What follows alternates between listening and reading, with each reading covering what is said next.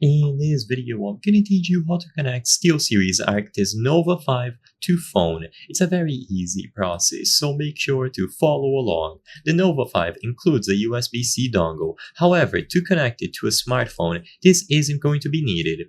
Primarily, you will do this connection over Bluetooth. You can try using the dongle if you want to reduce latency, but I'm not going to cover that in this video. There's no guarantee that it's going to work, but for Bluetooth, it will work natively for any device that has Bluetooth capabilities. So, first, power on the headset, and once you see this LED light up, it indicates that it is powered on. With this done, you have to switch between 2.4 GHz and Bluetooth. 2.4 GHz will be indicated by the LED shining green, and Bluetooth is indicated by the LED shining blue. And of course, for this connection, we want Bluetooth. So press this button until it swaps to Bluetooth mode. Once you see this LED flashing blue, then you can move on to your smartphone. I'm going to teach you how to connect it to the SteelSeries app. However, this isn't a strict requirement.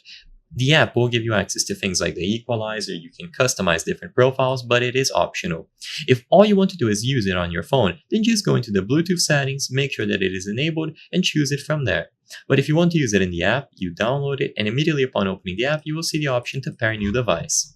They are going to teach you how to get your device ready according to these steps that I just described, so set it to Bluetooth mode and then choose the option to search for device. As you can see, they will tell you to press and hold the power button to enter pairing mode. And after this is done, there should be a pop-up if the headphones are in pairing mode. So press and hold the power button, and once they appear here, choose the option to pair. Now they will be connected, and you will be able to customize different profiles, set up the equalizer, and so on.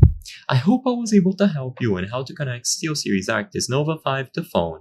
If this video helped you, please be sure to leave a like and subscribe for more very easy tips.